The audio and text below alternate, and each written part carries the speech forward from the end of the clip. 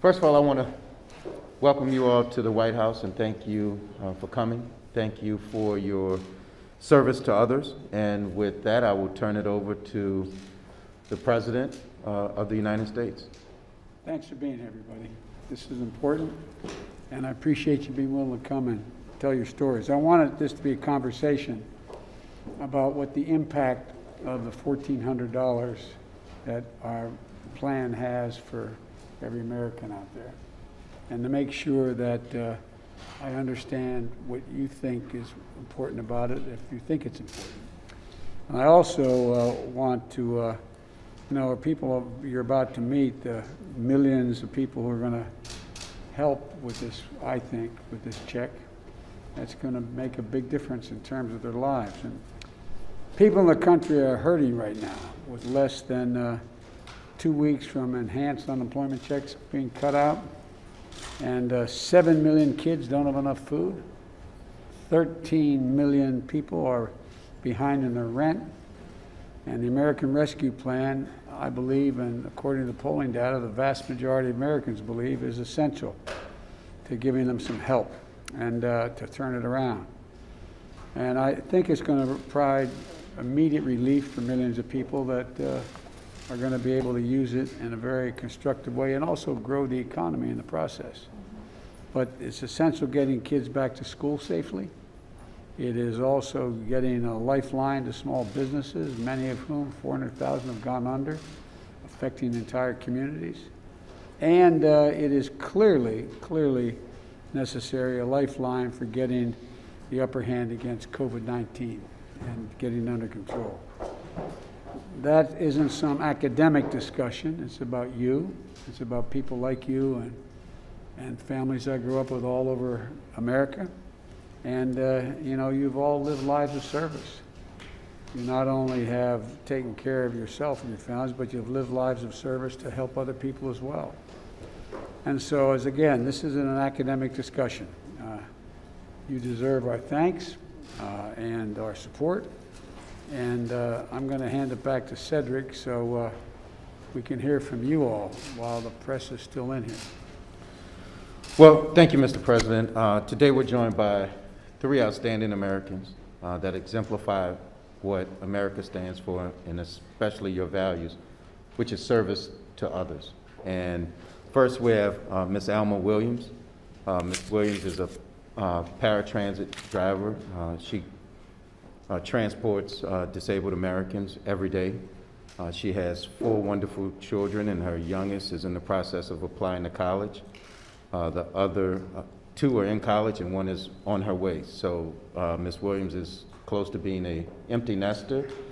Then we have George Kerr, who served in the United States Navy for almost 8 years, served on 2 Air Force carriers, and he volunteers, but also is starting a nonprofit small business to help people with substance use issues and health and harm effects. And he has, which you mentioned earlier, the unfortunate experience of having a house that burned down, and I know that you know that experience very well. And he's just a remarkable individual. And then we have Ms. Lita Venegas, who volunteers at a DC Community Health Center and spends her time counseling and helping Americans get through this very rough time. And she has seen the effects firsthand of the challenges and the pain and the suffering that American citizens are going through, which is particularly important that you say through no fault of their own. And with that, Mr. President, I'm going to turn it back over to I'll turn it over to Ms. Williams so that she can tell us about what she thinks about the American Rescue Plan. Actually, a wonderful plan. As well as being a paratransit operator, I'm also a union rep for the ATU. ATU. Yes, sir. And, just hearing the things that, my coworkers go through is devastating. We're fighting to work a maximum of less than 40 hours a week, and As I stated to a colleague of mine, we had a time where we paid our bills on the first of the month, and now we're struggling to pay them on the 15th. Just And you're to still avoid- employed. Yeah, you know, and it's just a hard time financially, mentally, emotionally, like across the board for children, adults, you know.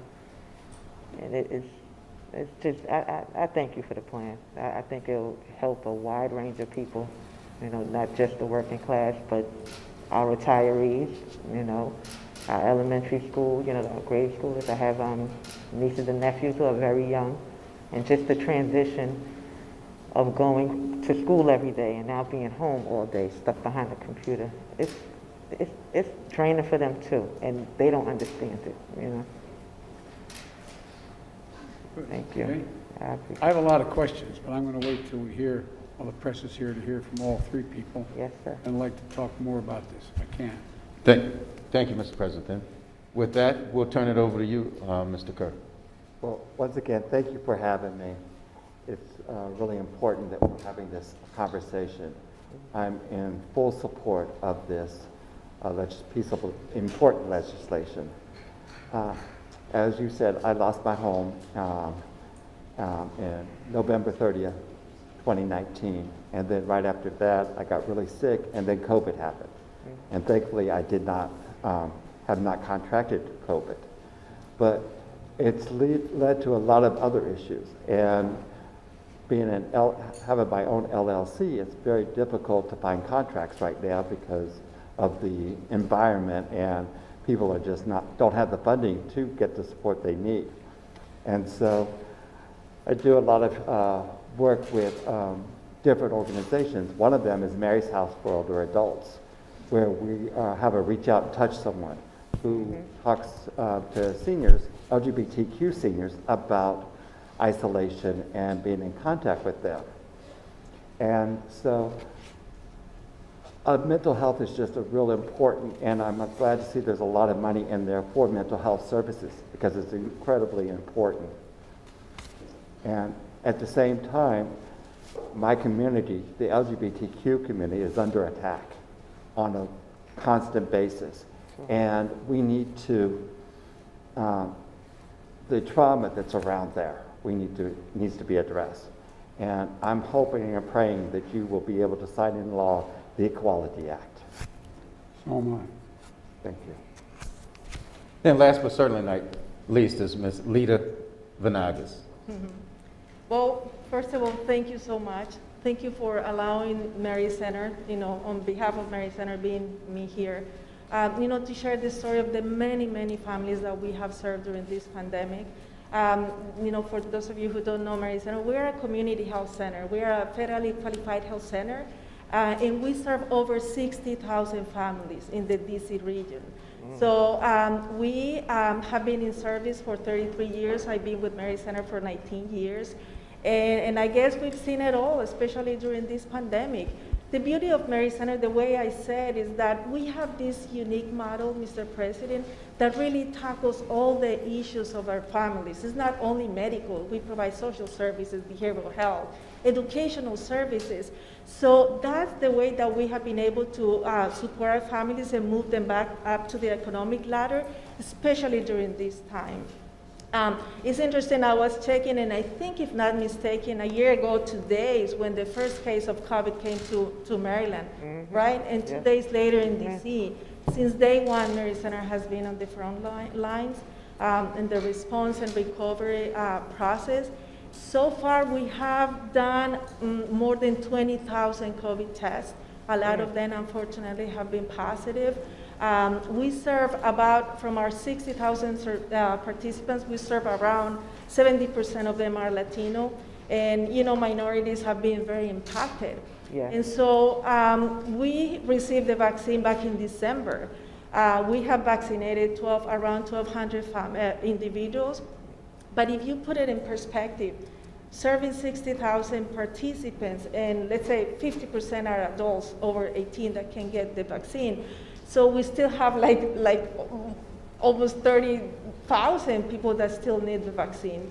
But we know, Mr. President, that that will multiply in a few weeks because we're trustful that, you know, you will deliver on the promise of vaccinating 100 million people soon, right? And so, you know, if you ask me what our families have gone through, they have gone through everything, you know, just by hearing Alma's and George's stories, it just breaks my heart because it's the same situation. They're losing jobs. That's the main thing, you know that. And with that, they have unstable housing, food insecurity. They're traveling long distances to go and visit the site, the food distribution site.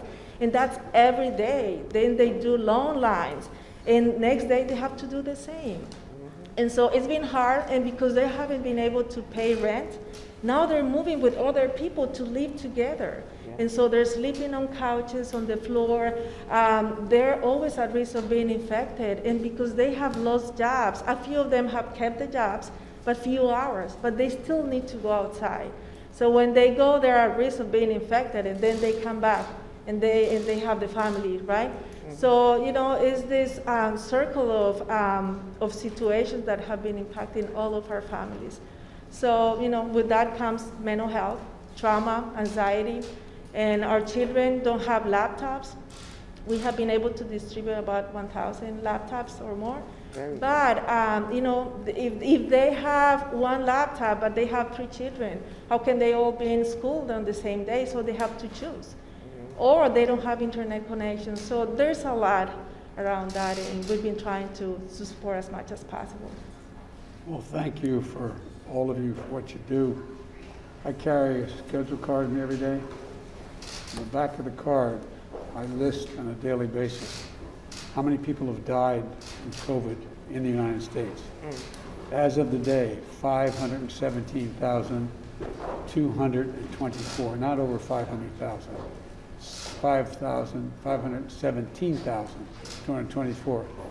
And we will meet the 100 million shots. We're up to 82,572,848 shots. We're going to get this done. So I'm going to ask some questions now. The press is going to leave, and I'm going to get more personal with you if I can, answer questions. It's okay.